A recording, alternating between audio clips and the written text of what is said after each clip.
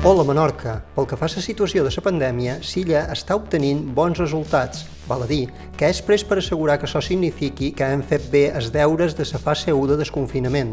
Però, en els 7 darrers dies, la notícia és el fet que s'han produït 2 altes de persones que estaven en seguiment per la Subac. De fet, durant 3 dies seguits, la gràfica és totalment plana. A més, les bones notícies continuen. Els resultats de les proves de Covid-19 han confirmat que no hi ha cap positiu entre les persones residents i el personal de la residència geriàtrica assistida de Mo. És una molt bona notícia gràcies a l'esforç tant de residents que aguanten un poc les mesures de tots els protocols i la incomoditat d'haver-les de complir i sobretot que això ha estat possible gràcies a la implicació de tot el personal des del primer fins al darrer treballador de la residència, en el qual jo li he d'agrair tota la implicació amb el compliment de tots aquests protocols i això posa en evidència que els protocols funcionen i el que ha de fer és esperonar-nos per seguir fent feina.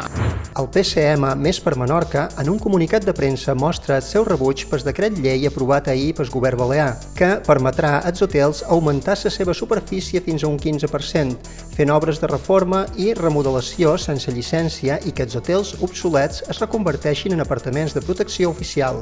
A parer seu, aquestes mesures seran un retrocés en el model turístic i econòmic. Una acceleració econòmica que no camini cap a la diversificació es fa per avui i per molt pocs i fam per demà i per tothom. Segons el PCM, el decret llei no es tramitarà com a llei al Parlament i per tant no podrà ser esmentat.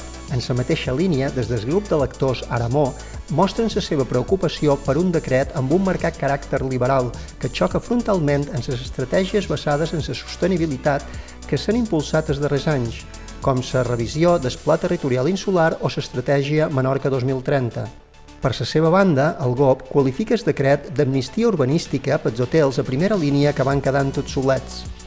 El Departament de Cultura del Consell Insular llança la convocatòria d'ajuts per la investigació, conservació i difusió del patrimoni històric amb una inversió total de 200.000 euros, a través d'una convocatòria que estableix 5 línies d'ajuts.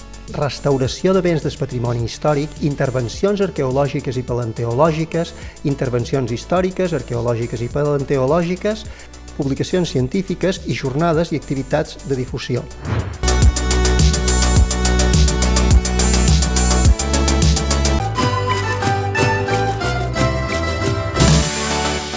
Hola Menorca, continua aquest temps de primavera.